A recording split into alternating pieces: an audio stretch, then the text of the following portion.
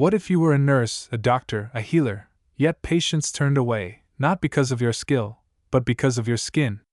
What if every room you entered grew colder, every smile you offered was returned with suspicion? This is not a what if for thousands of black medical professionals. This is their reality. In the heart of one hospital, where healing should be sacred, Dr.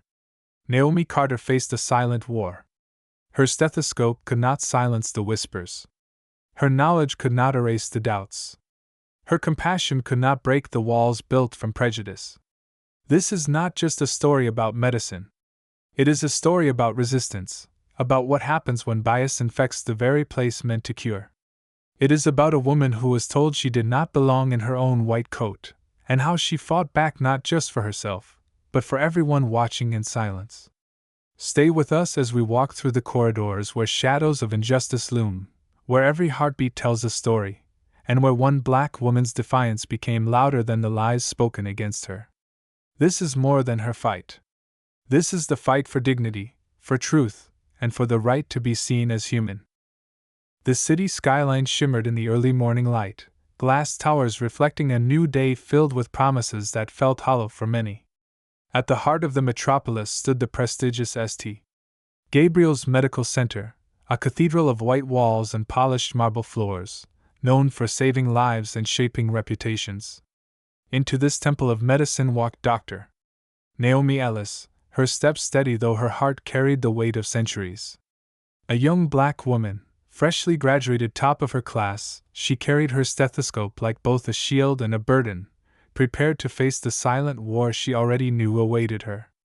Her arrival was marked not by celebration, but by silence. Nurses behind the desk exchanged glances, whispering in tones that fell silent as she passed. Senior doctors offered only curt nods, their eyes scanning her ID badge longer than they needed to, as if questioning whether the letters M.D. etched beside her name truly belonged to her. Naomi adjusted her white coat, whispering to herself, "You've earned this. You belong here." Her first patient assignment came quickly. A middle-aged man clutched his chest, sweat soaking his gown. Naomi rushed in, voice firm yet calm, instructing the nurses to prepare the monitors. But the patient's wife grabbed his hand and cried out, "No! Not her! I want a real doctor!" The room froze. A senior physician stepped forward, his presence dripping with condescension. "I'll take it from here, Dr. Ellis," he said, the emphasis on doctor like a mockery. Naomi stood back, the sting in her chest sharper than any scalpel. This was only her first day. And already, the battle lines were drawn. The fluorescent lights hummed overhead as Naomi walked the endless corridors of St. Gabriel's, her footsteps echoing softly on the polished floor. Every hallway looked the same, lined with plaques commemorating decades of white physicians, their framed portraits gazing down like silent guardians of tradition. Naomi's eyes lingered on them, row after row, until she realized she could not find a single face that resembled her own. History, etched in mahogany and glass, seemed to declare, "You don't belong here." Still, Naomi pressed on. She had spent years preparing for this moment. Nights bent over textbooks until her eyes blurred. Weekends sacrificed for rotations that left her body aching but her resolve unshaken. Her mother had worked double shifts as a nurse's aide, scrubbing beds and emptying bedpans, dreaming that one day her daughter would walk these halls not as a servant, but as a healer. Naomi carried that dream like fire in her veins. She could not afford to falter now. Her next encounter came during morning rounds. A cluster of interns and residents gathered around Dr. Whitman, the department chair, a man with silver hair, pressed suit beneath his lab coat, and a reputation for brilliance matched only by arrogance.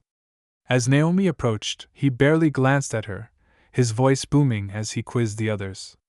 "What's the differential for chest pain in a 60-year-old male smoker?" Hands shot up around her. She answered quietly but precisely, her tone steady. "Acute coronary syndrome, pulmonary embolism, aortic dissection, pneumonia." Her list flowed, confident and complete. But Dr. Whitman ignored her. His eyes swept past her like she was air, landing instead on a white male resident who fumbled through half the answer. Whitman clapped the resident on the shoulder, praising him, while Naomi's words dissolved into silence. She felt the burn of injustice, yet forced her face into neutrality. She had learned long ago, anger would be used against her. Later that day, in the cafeteria, she carried her tray to a table where two nurses sat chatting. As she approached, their conversation hushed. One of them shifted her purse closer, as if Naomi's presence itself posed a threat. "Oh, sorry, this seat is taken," the nurse muttered, eyes avoiding hers. Naomi nodded and moved away, her chest tightening. She found a small table by the window, sitting alone, stirring her soup though she had no appetite. Around her, laughter and chatter swirled, but none of it included her. Then, her phone buzzed. A text from her mother. "How's your first day, baby girl? Remember, you were made for this." Naomi smiled faintly, her eyes stinging. She whispered to herself, "Yes, Mama. I was made for this." That evening, as the sun dipped behind the skyline, Naomi stood outside the hospital entrance, watching ambulances roar in and out. She thought about leaving, about how easy it would be to walk away and never return. But another thought struck her harder. If she quit, the door for the next black girl with dreams as big as hers would close a little tighter. She could not let that happen. She had to stay. She had to fight. And so, with the weight of her ancestors behind her and the silent prayers of her family in her heart, Dr. Naomi Ellis walked back inside. The battle had only begun. The next morning began with a chill in the air and an unspoken tension hanging over St. Gabriel's Medical Center. Naomi walked briskly through the sliding glass doors, clutching her ID badge as though it were both shield and target. The whispers began almost immediately. Nurses exchanged glances as she passed, and a group of medical students fell silent mid-conversation. She could feel it, the weight of their scrutiny pressing against her back, the doubt carved into every raised brow. Her first patient assignment was a 7-year-old boy named Daniel. He had been admitted overnight with severe asthma. Naomi entered the room with her warmest smile, kneeling gently beside the boy's bed. "Hey, Daniel," she said softly. "How are you feeling?" His wide, frightened eyes met hers, and for the first time since she walked into this building, she felt the sting of rejection lift. Children didn't yet wear prejudice like armor. But Daniel's mother, standing at the foot of the bed, stiffened. Her arms crossed tightly, her lips pressed into a hard line. "Are you the doctor?" she asked, her tone heavy with disbelief. "Yes," Naomi replied, steady but kind. "I'm Dr. Ellis. I'll be overseeing Daniel's care today." The mother's eyes narrowed. Shouldn't someone else be handling this? Someone more experienced?" The words hung in the air like venom. Naomi breathed deeply, pushing her own hurt beneath a layer of professionalism. "I assure you, ma'am, I'm fully qualified. Daniel is in good hands." The mother muttered something under her breath. Naomi caught only fragments. "First day, diversity hire, not taking chances." She demanded a second opinion. Within minutes, Dr. Whitman himself swept in, all paternal charm and gravitas. "I'll take it from here, Dr. Ellis," he announced smoothly, not even glancing at her. Naomi felt her authority crumble in front of the patient, in front of the mother, in front of herself. Humiliation settled heavy on her shoulders as she stepped aside. Daniel's little voice followed her as she exited the room. "Bye, doctor." He looked disappointed, confused, as though sensing something unjust had taken place. His innocence was a balm, but it did little to ease the wound. By midday, the hostility became less subtle. A resident forgot to share lab results with her. A nurse rolled her eyes when Naomi gave an order. In the staff lounge, she overheard a group whispering about her. One voice, sharp, mocking, said, "Let's see how long this one lasts." Laughter followed, the kind meant to wound. Naomi tried to focus on her work, immersing herself in charts and test results, determined to let her competence speak louder than their prejudice. But competence was not always enough. During afternoon rounds, she presented her analysis of a patient with a complex heart condition. Her assessment was thorough, Evidence-based, correct. Yet Whitman cut her off mid-sentence, turning instead to a male resident. "Why don't you give it a try?" he said, as though Naomi's words hadn't even been spoken. The resident stumbled through an incomplete explanation, and Whitman nodded approvingly. Naomi's jaw tightened. Silence was safer, but silence was also suffocating. The breaking point came near dusk. Naomi was called into a conference room, where a handful of faculty members sat around a polished table. They smiled politely, but the air was icy. "Dr. Ellis," one began, "some concerns have been raised about your fit here. You seem bright, but our patients expect a certain standard of familiarity. Some feel more comfortable with doctors who understand them." Naomi recognized the code words. "Not like you. Not your face. Not your skin." She forced her voice to remain calm. "With respect, my qualifications are identical to my peers. My work speaks for itself." A thin smile. "We'll see how things go. But understand, we can't afford disruptions." When Naomi left the room, her hands were trembling. She walked quickly down the corridor until she reached the stairwell, the one place that seemed hidden from the world. There, alone in the echoing silence, she leaned against the cool concrete wall and let the tears come. Not of weakness, but of exhaustion. Of fury restrained too long. She thought of her grandmother, who had cleaned houses so Naomi's mother could go to nursing school. She thought of her mother, who had bent her back to the will of a system that never valued her enough. She thought of herself, the culmination of their sacrifices, standing in this stairwell with the weight of their legacy pressing down. And in that moment, Naomi swore an oath, not just to medicine, but to herself. She would not leave. She would not break.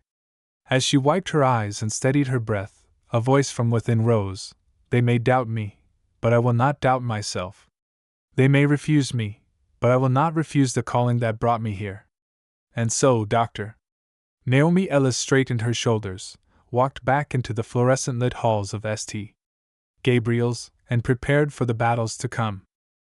The following morning, sunlight streamed through the tall windows of St. Gabriel's lobby, but for Naomi, the light carried little warmth. Her reflection in the polished glass doors showed a woman who looked composed, professional, unshaken. But beneath the surface, her resolve was already carrying scars. As she clipped on her badge and walked toward the elevator, she caught fragments of conversation around her. Two orderlies whispered as she passed. "That's the new one, the Ellis girl." Another replied. "Yeah, heard she's already stepping on toes." Their voices faded, but their meaning lingered like smoke in the air. When Naomi entered the residence meeting room, silence rippled through the crowd.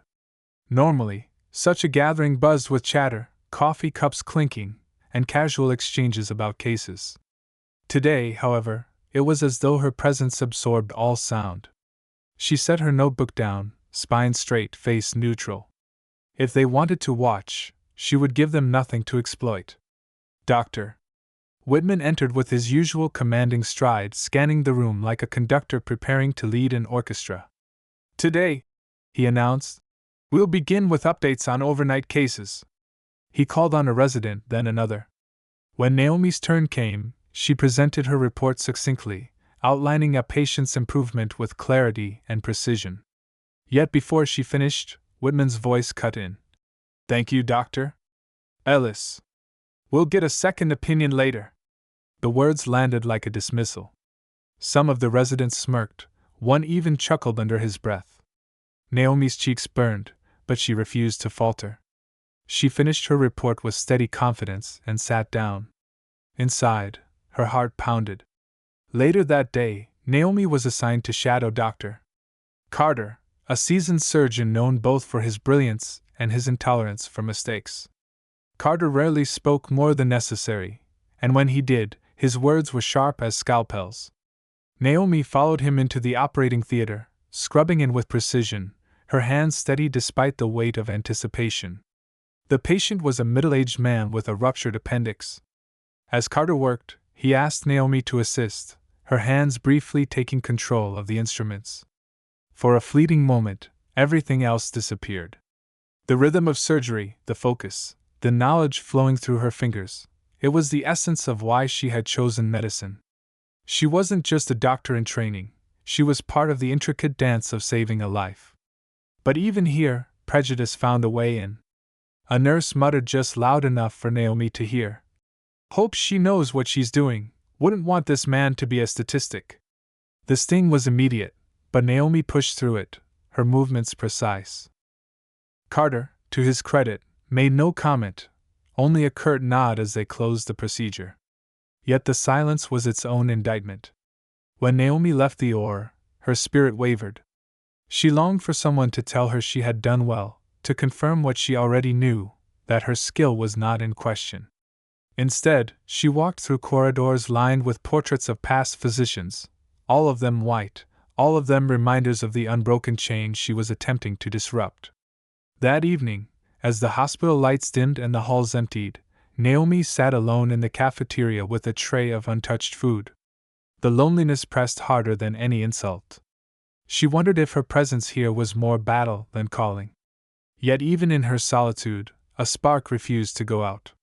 She whispered quietly to herself, words only she could hear. I belong here. Even if no one else believes it, I belong here. In that quiet, Naomi began to understand that survival here would require more than competence. It would demand resilience, strategy, and the unshakable conviction that her very existence in these halls was a defiance to the system that tried to erase her. And with that realization, a new kind of fire took root.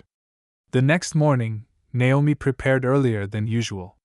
She had ironed her lab coat to a sharp crease, polished her shoes until they reflected the hospital lights, and tied her hair back in a tight bun. Every detail mattered. Her appearance was not simply professionalism, it was armor. She knew that a single misplaced thread would be seized as proof she didn't belong.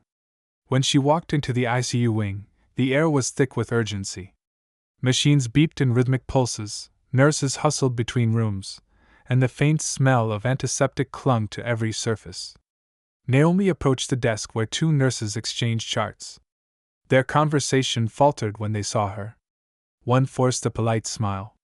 The other turned her back, whispering something Naomi wasn't meant to catch. But she did. They're trying too hard with her. Naomi didn't flinch. She signed into the logbook and moved on. If they wanted to see her shaken, they would be disappointed. Her first patient of the day was an elderly woman recovering from heart surgery. Naomi greeted her warmly, adjusting her blanket, checking vitals, and listening attentively. You're healing well, Naomi said softly. The patient smiled faintly, but her husband, standing at the foot of the bed, cut in sharply. I'd prefer a different doctor. Naomi steadied her voice. Sir, I'm part of the team overseeing her care. I'll make sure she receives the best attention. The man's eyes narrowed. That's not what I asked? His tone carried the unspoken truth. It wasn't about her competence. It was about her presence. For a moment, Naomi wanted to argue, to demand respect. But instead, she noted his request in the file with professionalism. It was a small wound, but it added to the growing weight on her chest.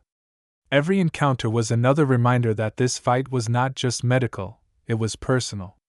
Later that day, Naomi was called to present during rounds. She stood at the patient's bedside while senior physicians circled, clipboards in hand. She laid out her observations with precision, her analysis sharp, her plan of treatment thorough. But before she could finish, Dr. Whitman interrupted again. Thank you, Dr. Ellis. Anyone else care to provide a more seasoned perspective? His gaze flicked to another resident, who eagerly stepped in, parroting much of what Naomi had already said. The group nodded in agreement, as if her words had only gained legitimacy once repeated by someone else. A quiet laugh echoed in the back. Someone muttered, "She'll learn her place." Naomi's stomach nodded, but she locked her eyes on the patient instead of the faces around her. She reminded herself who she was here for. Not the doctors who doubted her. Not the colleagues who whispered. She was here for the patients who needed her steady hands, her unshaken mind, her unwavering care. After rounds ended, Naomi slipped away into a stairwell, her hands gripping the cold metal railing. She leaned her head back against the wall, staring at the ceiling. The weight of the day pressed down until tears threatened to fall. But she refused them. Not here. Not where anyone could see. She whispered again, fiercer this time, as though speaking into the very bones of the building. I belong here. I was born to do this. They cannot take that from me. Unbeknownst to her, a young nurse named Angela had entered the stairwell quietly, carrying a stack of files. She paused, hearing Naomi's words. For the first time since Naomi's arrival, someone's eyes softened with recognition, with respect. Angela didn't speak, just gave the faintest nod before disappearing into the stairwell below. It was small, almost invisible, but to Naomi it would soon matter. For the first time, there was the possibility of an ally. The following week, Naomi arrived at the hospital early, determined to get ahead of the day's chaos. Yet when she checked the schedule pinned to the board, her name was missing from several patient assignments. Instead, they were handed to a less experienced resident. Her brow furrowed. She had reviewed those cases all night, prepared her notes, and mapped out treatment plans. Now, it was as if she had been erased. When Naomi asked the floor supervisor about the sudden change, the woman avoided her gaze. Administrative adjustment, she said briskly, as if the words themselves ended the conversation. Naomi wanted to push back, but she recognized the trap. If she protested too strongly, she'd be labeled difficult. So she swallowed her frustration and carried on, though each step felt heavier than the last. Later that afternoon, during a procedure, Naomi discovered that the instruments she had carefully requested weren't in the surgical kit. The missing tools forced her to improvise under the scrutinizing eyes of her attending physician. She managed, her hands steady, but she caught the smirk of a colleague watching from the observation window. It wasn't an accident. Someone wanted her to falter. When the patient stabilized and the procedure ended, Naomi excused herself and went to the locker room. She sat on the bench, her chest rising and falling with contained anger. The thought crept in, they're trying to push me out. Her phone buzzed with a new message. It was from her younger brother Malik. Proud of you, sis. Keep showing them what you're made of. Naomi stared at the words, a smile tugging at the corners of her lips. The reminder was simple but powerful. She was not alone, even if the hospital walls tried to convince her otherwise. That evening, while she charted in the quiet of the nurse's station, Angela, the young nurse who had overheard her in the stairwell, sat across from her. For a while, she said nothing, just clicked through patient records. But then, softly, she broke the silence. They've done this before, Angela whispered, without looking up. Naomi turned her head, unsure if she'd heard correctly. What do you mean? Angela finally met her eyes. You're not the first. They make it hard for people like us. But you're different. Naomi blinked, startled by the honesty. Different how? Angela hesitated, then said, You don't back down. Others did. And they counted on it. The words sank into Naomi like a quiet charge of electricity. For the first time, someone acknowledged the invisible war she was fighting. And in that acknowledgement, there was a thread of solidarity, thin, fragile, but real. As Naomi gathered her things to leave for the night, she paused at the doorway of the ward. The fluorescent lights flickered, casting long shadows across the hallway. She inhaled deeply, steadying herself. The battle wasn't only about proving her skill. It was about enduring sabotage, resisting prejudice, and holding on to the core of why she was here, to heal, to save lives, to open the doors wider for those who would come after her. Her whisper this time wasn't only for herself, but for anyone listening in the silence. It won't break me. The auditorium was filled with the low hum of conversation as medical staff, residents, and interns filed into their seats. It was a weekly tradition, grand rounds, a chance for doctors to present cases, share insights, and demonstrate their expertise.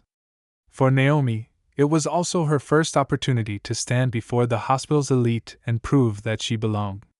She had prepared tirelessly for days. Her case study, a rare cardiac condition she had handled during residency, was polished, evidence-backed, and ready to deliver.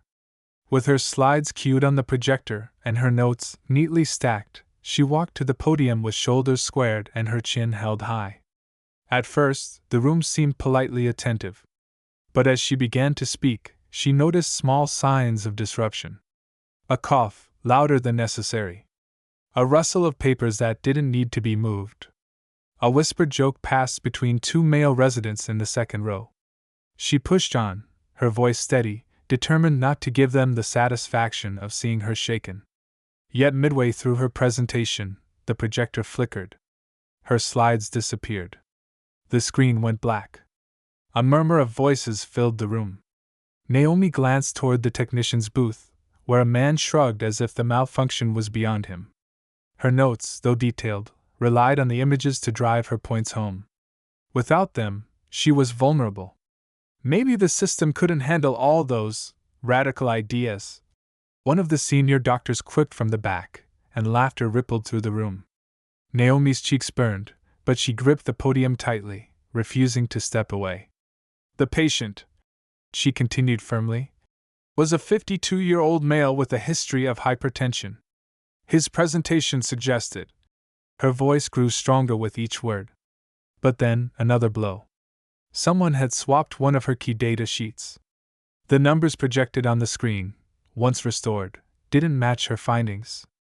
She froze for a moment, realizing what had been done. A deliberate sabotage. The audience leaned forward, sensing her hesitation. A smirk spread across a resident's face in the third row. The humiliation was sharp, piercing. For a heartbeat, Naomi considered fleeing the stage, abandoning the battle altogether. Then she remembered Malik's words, Angela's whisper, and her own vow in the hallway.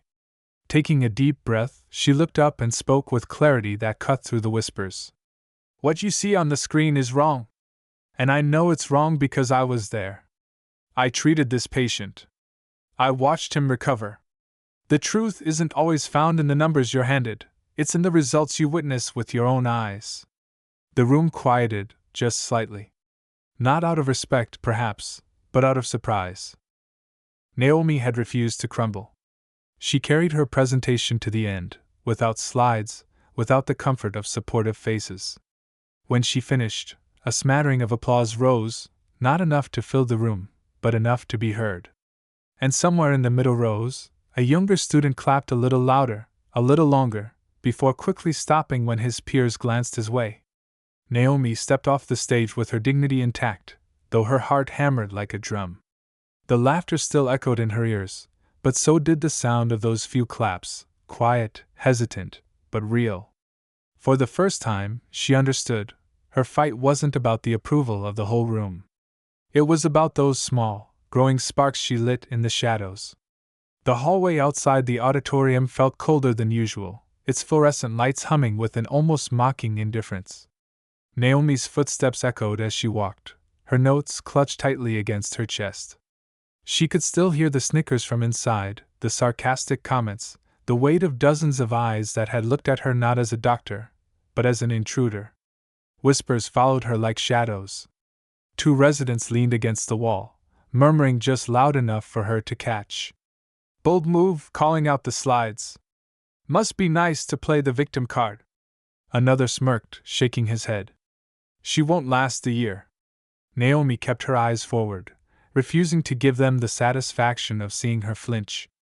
But each word dug deep, reopening wounds that hadn't fully healed since childhood, since classrooms where she had been underestimated, playgrounds where she was singled out, college seminars where her answers were dismissed until repeated by someone else.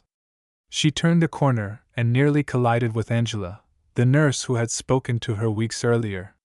Angela's eyes carried no pity, only recognition. She placed a gentle hand on Naomi's arm. You stood your ground in there, she said softly. That matters more than you think. Naomi managed a weak smile. It didn't feel like it mattered. Angela's grip tightened. They're scared of you. Scared of change. That's why they come after you so hard. She leaned closer, her voice barely above a whisper. And some of us, we're rooting for you. Don't let them break you. Before Naomi could reply, Malik appeared, his stride purposeful. His usually easy smile was absent, replaced by the seriousness of someone who understood exactly what she had endured. "You handled that better than most seasoned doctors would have," he said. "I've seen others fall apart under less." Naomi shook her head. "I shouldn't have had to handle sabotage at all." Malik sighed, his eyes narrowing as if he already knew who was behind it. "No, you shouldn't have. But you did. And that's why they fear you." He glanced back toward the auditorium. "They're going to keep testing you, Naomi. Don't give them the power of seeing you doubt yourself." As Malik walked away, Angela gave her one last nod of encouragement before slipping back toward her ward. Alone again, Naomi leaned against the wall, exhaling deeply. For the first time, she allowed herself to feel the weight of it all. The humiliation. The loneliness. The simmering anger that threatened to spill over. Yet beneath it all was something unexpected, an ember of defiance. She had survived the public attempt to shame her. She had not run, had not crumbled. If they thought she would leave quietly, they were mistaken. From deeper down the hall, Naomi heard laughter from a group of interns. She stood straighter, tucked her notes under her arm, and began walking again, each step steadier than the last. They had tried to humiliate her in front of everyone. But all they had done was awaken a resolve she hadn't known she possessed. That evening, the ward buzzed with the rhythm of controlled chaos. Patients arriving, nurses charting, families waiting with anxious eyes. Naomi walked in carrying the residue of the day's battles, but there was a fire in her stride, an invisible line drawn between surrender and defiance. At the nurse's station, she caught sight of Angela managing a stack of charts. Without hesitation, Naomi approached. "Give me the most critical cases tonight," she said. Her tone was calm, but her eyes burned with determination. Angela looked up, startled. "Are you sure? You've already had a long—" Naomi cut her off gently but firmly. "I'm sure. If they want to test me, then let them. I'll show them who I am where it matters most, here, with the patients." Within minutes, Naomi was moving briskly through the ward, checking vitals, reviewing scans, adjusting medications. A young boy wheezing with severe asthma, a woman trembling with post-surgical complications, an elderly man disoriented after a stroke. Naomi took them all on with unwavering focus. Her hands were steady, her instructions precise, her empathy visible in every word of reassurance she gave. And slowly, something began to shift. The interns assigned to shadow her that night, many of whom had smirked during the humiliation in the auditorium, now found themselves leaning in closer, scribbling furiously in their notebooks, watching as Naomi made decisions faster and more accurately than they could process. A resident whispered to another, "She's actually brilliant." The other muttered back, almost grudgingly, "More than brilliant. She's better than most of us." Words spread quickly through the ward. Nurses exchanged knowing glances. Orderlies paused in the hallways to watch. Even skeptical parents in the waiting area noticed how Naomi moved with both authority and care, addressing their concerns with a confidence that commanded trust. By midnight, the tone in the ward was different. The snickers, the side eyes, the whispered doubts, they had evaporated, replaced by a reluctant respect. People who had seen her humiliated in the auditorium that morning were now watching her stand tall, unshaken, defined by her skill and her heart rather than their prejudice. As she stepped into the on-call room to breathe for the first time in hours, Malik appeared at the door. He leaned against the frame, arms crossed, a faint smile playing on his lips. "Word's already spreading," he said. "What you did tonight, people are talking. And not in the way they used to." Naomi sank into the chair, exhaustion crashing over her. Yet despite the fatigue, she smiled faintly. "Let them talk. For once, maybe they'll be talking about the right things." Malik stepped closer, his voice lowering. "You turned humiliation into a showcase of brilliance, Naomi. That's not just resilience, that's power." She closed her eyes, the ember of defiance inside her glowing brighter now. She knew this was only the beginning. The battle wasn't over, but tonight she had claimed a small victory, one they could never take from her. The next morning, The hospital hall seemed to hum with a different energy. Naomi could feel eyes on her, not the mocking, dismissive glances of before, but something sharper. Curiosity. Calculation. The kind of gaze people reserve for those they underestimated but can no longer ignore. The senior doctors in their crisp white coats gathered around the conference table, speaking in hushed tones. Naomi overheard her name whispered more than once. She caught fragments. "Last night, handled the case flawlessly, but we can't let." The words trailed off when she entered the room, silence descending like a curtain. She didn't flinch. Instead, she placed her notes on the table, her voice steady. "Dr. Rosenberg, I've prepared a care plan for the critical patients we reviewed yesterday." The chief of medicine looked at her with a cool detachment, his face a mask of neutrality. "We'll review it. But understand, Dr. Ellis, one good night does not erase concerns about your fit here." There it was again. That word. Fit. As though excellence had a race, as though compassion carried a color. Still, Naomi pressed forward. "Respectfully, sir, my concern isn't fitting in. My concern is saving lives." The silence that followed was thick, uncomfortable. A few heads turned, some surprised by her boldness, others quietly impressed. But the chief merely nodded curtly and moved on. By the afternoon, whispers of a looming evaluation spread through the wards. It wasn't routine. This was something special, an impromptu review of Naomi's performance, designed to test her under pressure, to prove whether her skill was more than a single night's triumph. Malik found her in the supply room, restocking equipment. His brow was furrowed with concern. "They're setting you up," he warned. "They'll push you harder than anyone else. They'll be waiting for you to stumble." Naomi slid a tray of syringes into place, her jaw tightening.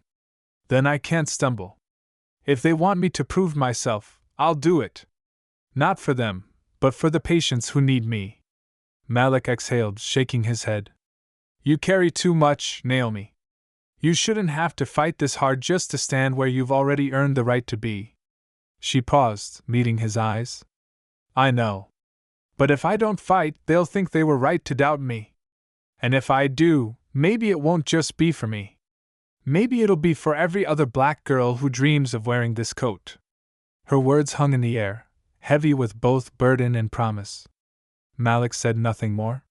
He simply placed a hand briefly on her shoulder, a gesture of solidarity, of quiet belief, before leaving her to prepare. That night, as Naomi looked over charts and practiced procedures in her mind, she knew the stakes were higher than ever. This wasn't just about medicine anymore. It was about proving her very existence in that hospital wasn't a mistake. And deep down, she promised herself, she would not break. The day of the evaluation dawned gray and heavy, clouds pressing low against the city skyline. Naomi stood outside the hospital entrance, coffee cooling in her hand, heart beating like a drumline in her chest. She inhaled deeply, whispering a silent promise to herself, "Today, I will not be broken."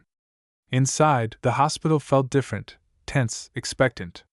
Colleagues who once ignored her now stole glances, eager to see her stumble. Parents of patients watched her with skepticism, as though her presence at their child's bedside was a gamble. Even the students, those still learning, mirrored the doubts they heard at home, whispering among themselves as she passed.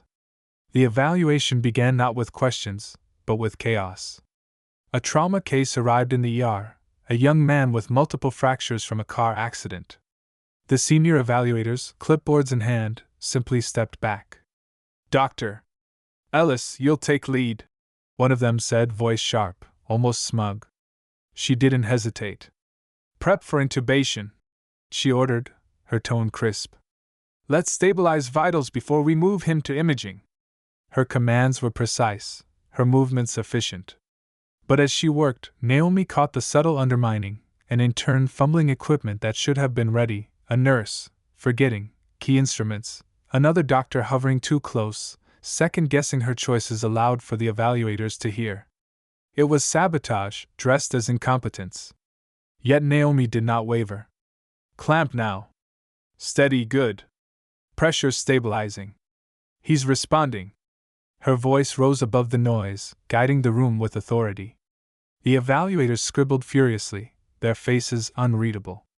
But Naomi saw it, the flicker of frustration in one doctor's eyes, the quiet acknowledgement in another's. They had expected failure, and instead, they were witnessing control. Hours bled together. Case after case was thrust her way: a premature birth, a stroke patient, a cardiac arrest. Each time, Naomi stood firm, relying on her training, her instincts, her unshakable resolve. Sweat lined her brow, fatigue gnawed at her body, but she did not falter. And yet, when the last patient was finally transferred to recovery, the evaluators remained stone-faced. The chief of medicine cleared his throat. "You handled today's workload. But excellence under pressure must be consistent. We'll continue to observe." Naomi met his gaze, exhaustion mingling with defiance. "Then observe. I'm not going anywhere." As the evaluators dispersed, Malik found her leaning against the wall, her shoulders trembling from the strain she refused to show. He offered her a bottle of water, his eyes warm with pride. "You didn't just survive today, Naomi. You showed them what greatness looks like." She took the bottle, her hand brushing his. For a brief moment, the weight lifted. And in that moment, Naomi understood the battle was far from over, but she had planted a seed. Whether they admitted it or not, they had seen her strength, and strength was impossible to forget. The days after the evaluation became a battlefield of whispers. Naomi could feel it in every hallway, conversations cutting off when she entered, glances exchanged over her shoulder. Some carried admiration, others disdain. The staff lounge turned into a quiet trial, where colleagues dissected her every move with surgical precision. She was lucky. One nurse muttered when Naomi walked past. "Luck doesn't stabilize a trauma patient." Another replied, softer, almost defensive. Naomi heard both sides, but she kept her gaze forward. Survival meant focus. And focus meant pretending not to notice the cracks forming around her. At night, though, the cracks showed. Alone in her small apartment, Naomi sat in silence, her notebook open on the kitchen table. She wrote down every mistake she thought she had made, every hesitation, every correction. Pages filled with self-critique until the margins blurred. She wanted no room for doubt, not from them, and not from herself. But the pressure was relentless. Parents began requesting other doctors for their children, citing comfort and experience. Students mirrored the arrogance of senior physicians, asking her in rounds, "Is that how you were taught, Dr. Ellis?" As though her knowledge belonged to a lesser school of medicine. Even her mail carried the sting. Anonymous letters slid under her office door, scrawled with words like quota hire and imposter. One evening, Malik stopped by her office unannounced. He leaned against the doorway, watching her hunch over her notes under the cold glow of a desk lamp. "You're driving yourself into the ground," he said gently. She didn't look up. "If I don't prove myself, they'll bury me. And if you burn out, you'll hand them the shovel." His words hit harder than she expected. For the first time in weeks, Naomi leaned back in her chair, exhaustion dragging at her bones. She glanced at Malik, his steady presence reminding her of something she'd forgotten, that resilience wasn't just about endurance, but balance. Still, she clenched her pen. "They want me gone, Malik. I can't give them that satisfaction." "You won't," he assured. "Because you're not here for them. You're here for the patients who see you, for the young black girls who will hear your name and know what's possible." Her throat tightened. She thought of her younger self, sitting in a crowded lecture hall, the only black woman in the room, silently promising to endure. She thought of her mother's hands, rough from years of labor, pressing her cheeks and saying, "Don't let this world tell you who you are. Show them." And she knew Malik was right. Naomi straightened her notes, slid the pen aside, and whispered to herself, "I will not just survive this place. I will change it." Outside, the city lights flickered like constellations against the night sky, and Naomi imagined each one as a reminder. There was brilliance within her, and no amount of shadow could erase it. Winter pressed itself against the hospital walls, gray and unrelenting, but inside the pediatric ward the tension was hotter than ever. Naomi had begun implementing her own methods, small changes at first, barely noticeable unless you were watching closely. She insisted on longer rounds, making sure each case was thoroughly discussed, not just glossed over. She introduced patient-centered teaching, encouraging students to ask the children questions directly rather than talk about them as if they weren't in the room. Her approach was slower, deliberate, and clashed with the brisk, mechanical efficiency the institution had come to expect. The backlash was immediate. Senior doctors rolled their eyes when she spoke. "You're wasting time," they would sneer, glancing at their watches. Parents complained about the extra minutes spent during evaluations. Even students, influenced by the culture, began whispering about how Dr. Ellis drags things out. But something else began to happen too, something Naomi clung to like oxygen. The children lit up when she entered. They recognized her presence not as another authority figure with a clipboard, but as someone who listened. A boy recovering from leukemia beamed when she asked about his drawings. A shy girl began to open up about her fear of needles because Naomi knelt beside her bed instead of towering over it. Late one evening, as Naomi walked past the waiting room, she overheard two parents speaking in hushed tones. "She's different," one said. "She actually sees them." The other parent nodded slowly, their expression softening. It was a sliver of hope, a quiet affirmation in a sea of doubt. Still, not everyone welcomed change. Dr. Whitaker, one of the most respected and feared physicians in the hospital, confronted Naomi after a morning round. His voice was low but laced with venom. "Whatever you're trying to do, Ellis, it won't last. This place doesn't bend to people like you." Naomi's hands trembled, but her eyes stayed locked on his. "I'm not here to bend the system, Dr. Whitaker. I'm here to make it better." He smirked, dismissive, and walked away. But the words hung in the sterile air, bold and unshaken. Later that night, Naomi recorded her thoughts in her notebook. Change is never welcomed by those who profit from the old ways. But even a single candle disrupts darkness. The hospital may not have wanted her light, but she had already begun to spark it. The days grew heavier as Naomi's presence in the hospital became impossible to ignore. Her methods weren't just whispered about now, they were dissected in staff meetings, mocked in private corridors, and occasionally applauded in secret by the few who believed in her vision. It was during one of these tense staff meetings that the conflict reached a boiling point. The conference room was lined with white coats, the air sharp with the smell of burnt coffee and fluorescent fatigue. Charts and graphs flickered across the projector, but all eyes were on Naomi as the chief of staff turned to her. "Dr. Ellis," he said, his tone wrapped in feigned politeness, "several complaints have reached my desk regarding your unconventional practices. Patients are unsettled. Staff efficiency is dropping. How do you justify these disruptions?" Naomi rose slowly, her hands steadying the folder before her. She glanced around the room, faces waiting for her to falter, to shrink.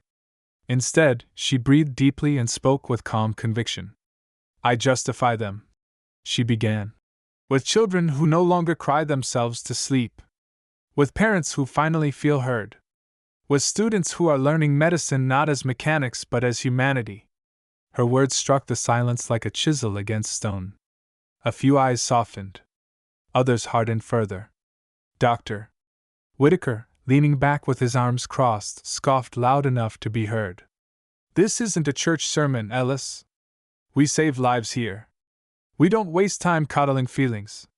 Naomi's gaze met his, unwavering. "Lives aren't saved by efficiency alone. They're saved when compassion meets science. If that's coddling, then I stand guilty." The room bristled. Some scribbled notes furiously. Others exchanged sharp glances. The chief cleared his throat and quickly moved the meeting along, but the damage, or perhaps the breakthrough, was already done. Naomi had declared herself openly, no longer a whisper of dissent, but a voice demanding to be heard. That evening, as she left the hospital, she noticed a group of medical students waiting by the entrance. They approached her hesitantly. "Dr. Ellis," one of them said, voice low as if afraid to be overheard. We think you're right. The way you teach us, the way you connect with patients, it matters. We just wanted you to know. For the first time in weeks, Naomi felt the weight on her chest lighten. She realized that change didn't always roar, it sometimes began as a quiet murmur in the hearts of those willing to listen. The backlash from the staff meeting did not take long to arrive. By the next morning, Naomi's schedule had been rearranged without her consent. Critical patients were reassigned to other doctors, leaving her with a list of less urgent cases. It was meant to sideline her, to make her look irrelevant. Still, Naomi carried herself through the halls with quiet determination. Each patient who did come to her received her full attention, her hands steady and her voice warm. Yet she could feel the sting of isolation, other physicians avoiding eye contact, nurses hesitating before speaking to her, conversations stopping as she passed by. Later that week, she was called into the principal administrative office. Sitting across from her were 2 board members and Dr. Whitaker, his smirk already etched across his face. One of the board members adjusted his glasses before speaking. Dr. Ellis, we've had numerous concerns brought to our attention. Parents of pediatric patients feel uncomfortable. Some claim you are overstepping, making care more about social gestures than medicine. We are considering reassigning your responsibilities until further review. Naomi's chest tightened. For a moment, the weight of their words threatened to silence her. But she lifted her chin, meeting each gaze squarely.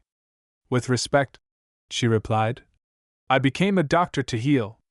Healing is not just about prescribing drugs or rushing through appointments. It is about restoring dignity, listening to pain, and giving voice to those who feel unseen. If that makes people uncomfortable, perhaps it is because we are shining a light on what they have ignored. The room went still. One board member shifted uneasily. Whitaker leaned forward, his smile cold. That sounds very noble, Ellis. But noble doesn't keep a hospital running. Naomi let his words hang in the air, then said quietly, No, but compassion does. Without it, this place is nothing but walls and machines. As she walked out of the office, her heart pounded. She knew she had drawn a line. The administration would see her as a threat now, not just an inconvenience. But outside the office, she once again found hope waiting. Several young nurses stood near the corridor, whispering. When Naomi approached, one of them mustered the courage to speak. Dr. Ellis, she said softly, whatever they try to do, please don't stop. Some of us, she paused, glancing at her peers, we believe in what you're doing. We need you here. Naomi smiled faintly, gratitude flickering in her eyes. The resistance against her was sharpening, but so too were the ripples of quiet support. What had begun as her lonely battle was slowly becoming a shared struggle. The storm broke on a Thursday afternoon. Naomi was midway through rounds when a code blue was called from the pediatric wing. Without hesitation, she sprinted down the hall, her heart racing. Bursting into the room, she found a young boy gasping, his tiny chest heaving violently. For a split second, all eyes in the room shifted to Dr. Whitaker, who stood frozen near the doorway. His hesitation was fatal, seconds were bleeding away. Naomi pushed forward, her voice sharp but steady. Get me the crash cart now! Her commands filled the space with urgency. Nurses sprang into action, following her lead. She began chest compressions, her hands moving rhythmically, her breath counting silently. Sweat beaded at her temple, but her focus was unbroken. Whitaker barked. Stand down, Ellis! This is my patient. Naomi did not look up. Her tone cut through his protests. Then act like it. He doesn't have time for your pride. A tense silence followed. Everyone in the room knew she was right. The boy's life flickered between breaths, and Naomi's determination anchored them all. Minutes later, a faint but steady pulse returned. The child's small chest began to rise more naturally. Relief washed over the room like a breaking wave. Some nurses exchanged tearful glances. Naomi finally stepped back, her own shoulders trembling with adrenaline. But the triumph was short-lived. Whitaker stormed into the hallway, his voice echoing. "This is insubordination! She endangered a child by interfering. I'll see her removed by the end of the day." Naomi, still catching her breath, emerged behind him. Her voice, quiet yet unshakable, carried further than his shouting. "What endangered that child was your hesitation. You let arrogance stand between a boy and his next breath.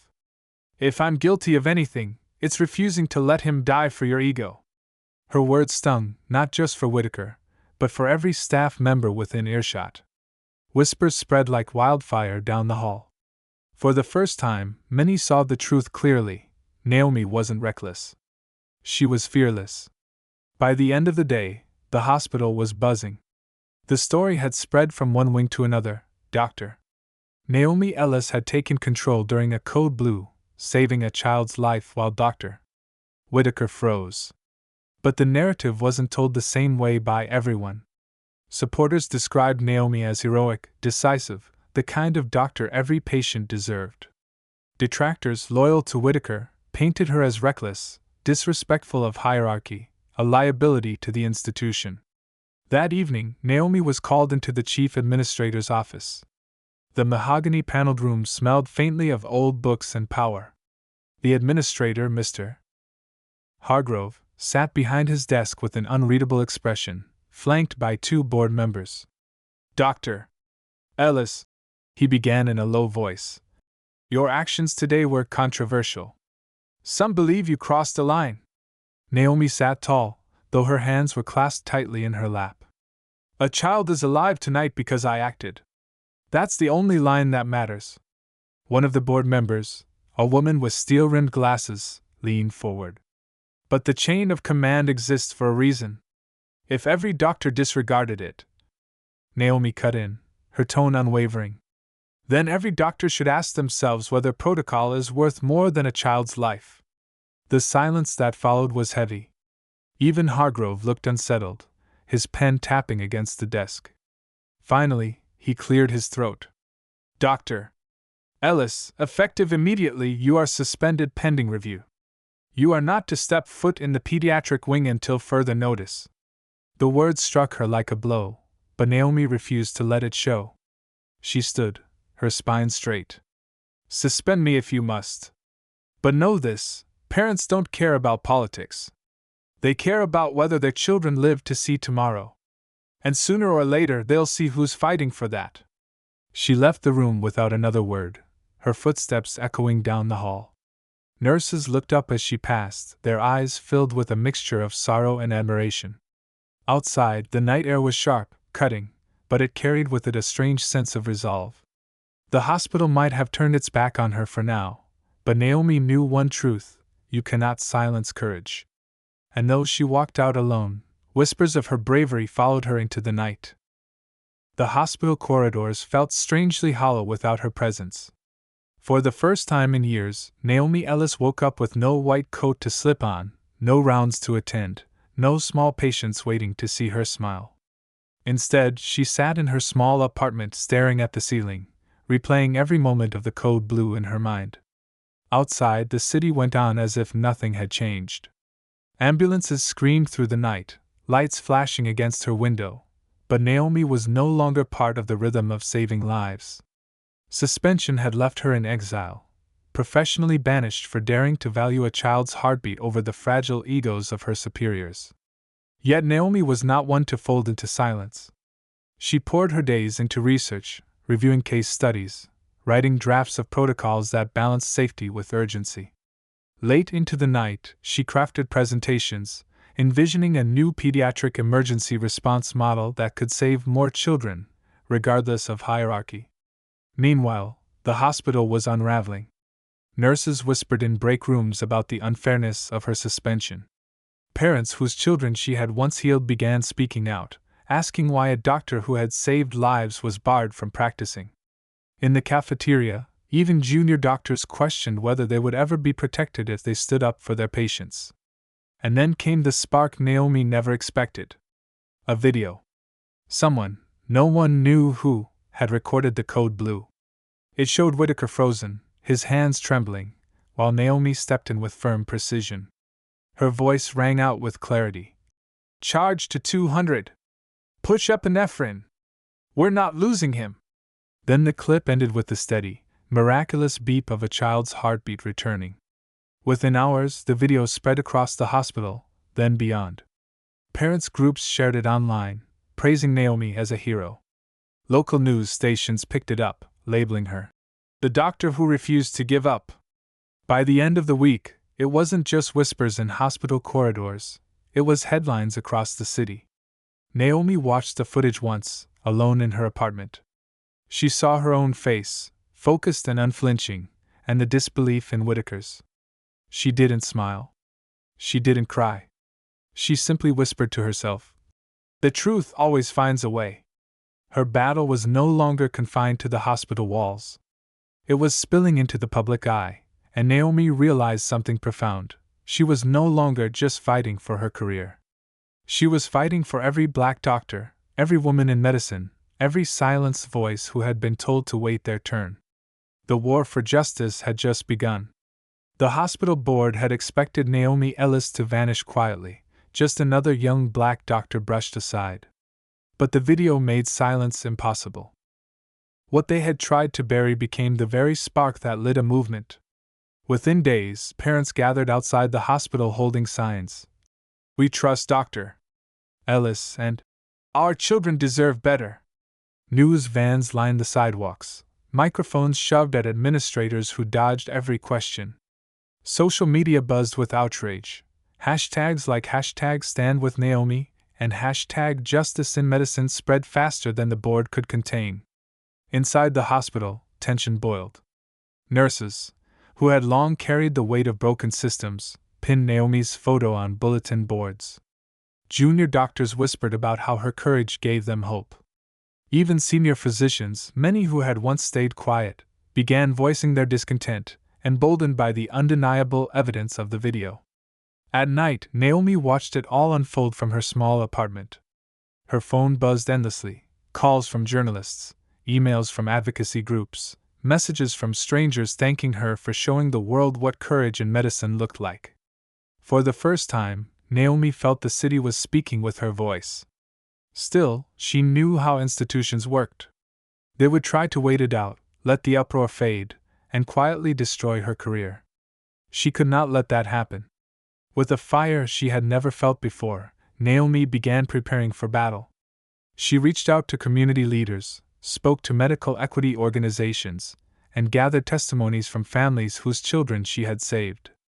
When she walked into the emergency hospital hearing, the room was full: parents, nurses, reporters. Her suspension hearing was supposed to be routine, just a formality to confirm the board's authority.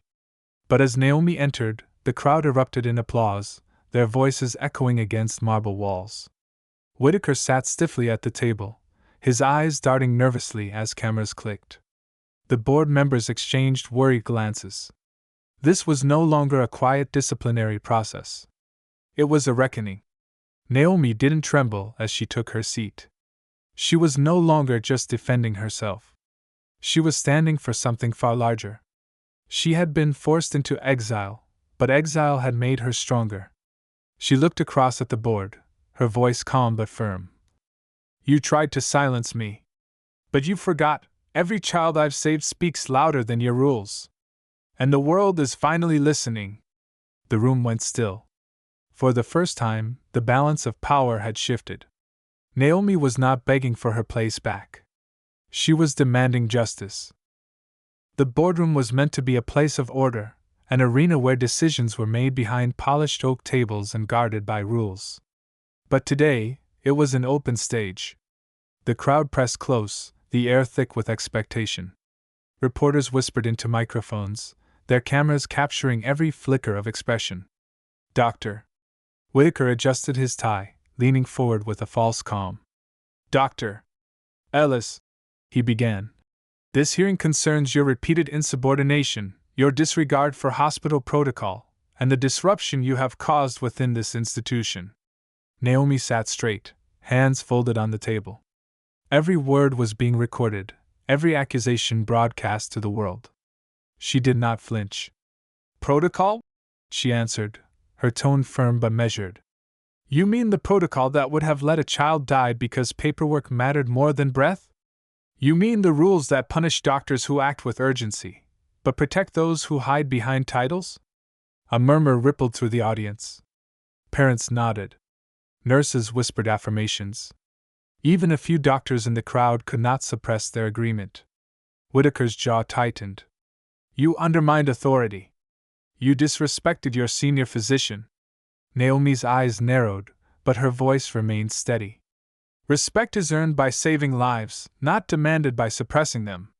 The board shuffled papers nervously. They had expected a quiet apology, perhaps tears, not this fire.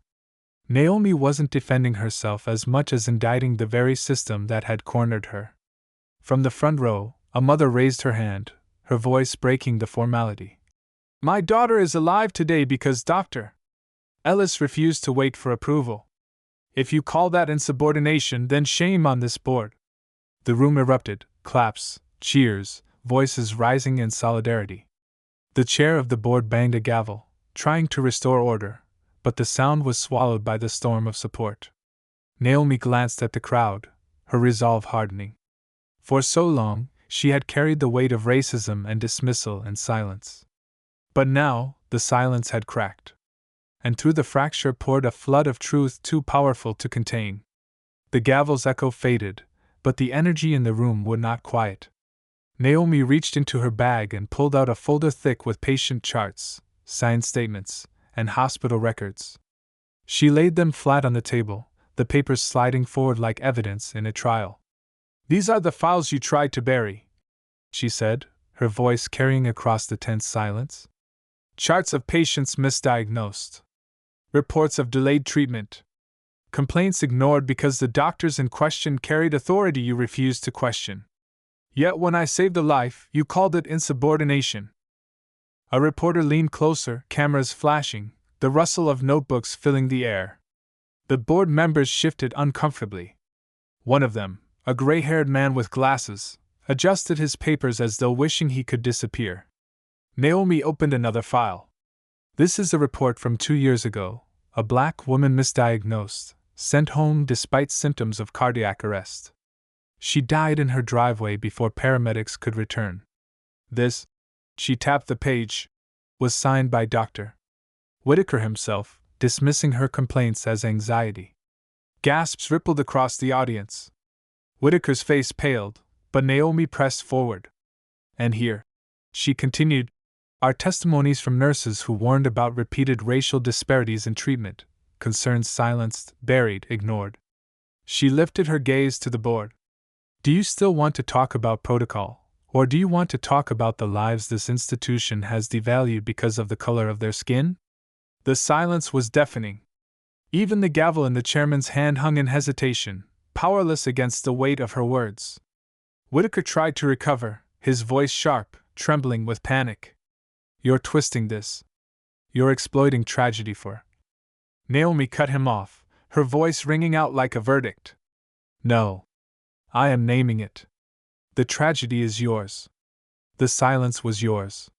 The arrogance was yours. I will not carry it for you.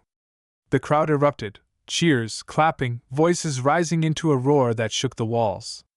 Reporters surged forward, shouting questions, capturing the moment for the world. For the first time, Naomi saw fear in Whitaker's eyes. Not fear of her, but fear of exposure, of the truth finally tearing through the shield of power he had built. And for the first time, Naomi smiled, not out of triumph, but out of liberation. The boardroom had become a storm. Reporters filled every inch of the aisles, microphones thrust forward like arrows, cameras blinking as though recording history itself. The chairman struggled for control, banging his gavel until the sounds splintered into futility. But Naomi stood calm at the center of the chaos. For months, her career, her reputation, even her sense of self had been under attack. Yet in this moment, she realized something vital. She was not the one on trial. The institution was. The system was. Whitaker was. The chairman cleared his throat, his voice quieter now, stripped of its usual authority. Dr. Naomi Carter, he said. Given the evidence presented, we acknowledge that the accusations against you were premature. The words hung like fragile glass in the air. The crowd leaned forward. Naomi did not blink. You mean false, she corrected, her voice steady, cutting through the silence. You mean rooted in prejudice, not protocol. Say it. The board members exchanged uneasy glances. One of them finally spoke, her voice reluctant, trembling.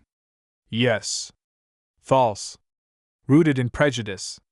A sound burst from the audience. Applause, some cheers, some sobs of relief from those who had witnessed the injustice. Whitaker slammed his fist against the table. This is outrageous. But the chairman lifted a hand. Enough, Dr. Whitaker. Your conduct is under review. The weight of those words fell like a hammer. For the first time, Whitaker looked small, cornered by the very system he had manipulated for years. He opened his mouth again, but the roar of the crowd swallowed him whole. Naomi gathered her papers, her movements graceful, deliberate. She looked not at Whitaker, not even at the board, but at the sea of faces in the audience, the nurses, the students, the young black women who had been watching silently, praying she might endure. To every young black woman who has been told she is too loud, too ambitious, too much, Naomi said, her voice resonating through the room. Know this, you are not too much. The system is too small. The eruption of applause was thunderous, echoing against the walls like a wave breaking free after years of restraint. Reporters rushed forward, shouting her name, asking for statements. But Naomi only lifted her chin, letting the sound wash over her, letting it be not her burden, but her anthem. As she stepped out of the boardroom into the night, the cameras followed. The city lights glowed, and for the first time in months, the air felt light in her chest. She knew the battle was far from over. Systemic racism was not erased in a single hearing, but she had carved a crack into the armor. And through that crack, light was pouring. Her phone buzzed with messages, her name trending across headlines. But she tucked it away, breathing in the cool air. This was not about fame. This was about survival, about dignity, about a fight that stretched generations before her and would continue after. Naomi Carter walked into the night not as a victim, not even as just a survivor, but as something more, a testament. And in that moment she knew the war was bigger than her. But so was her resolve. And so, within the sterile walls of a hospital meant for healing, Dr. Naomi Carter did more than save lives. She shattered barriers. Her every step down those cold hallways became a march against the quiet cruelty of prejudice. Her every patient who finally looked at her and saw not a color, but a healer, became proof that resilience leaves scars of triumph, not defeat. But the story does not end here. Because her fight is not hers alone. It belongs to every black professional who has been doubted before they were heard, dismissed before they were seen, judged before they were known.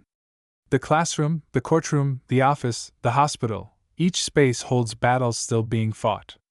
And yet, with courage like Naomi's, with voices like hers refusing to be silenced, the world inches closer to change. This has been Blackness Hour, a space where we uncover the struggles, resilience, and triumphs of our people. If her story moved you, if it lit a fire within you, then join us. Subscribe, share, and keep walking these journeys with us. Because every voice matters, and every story deserves to be told.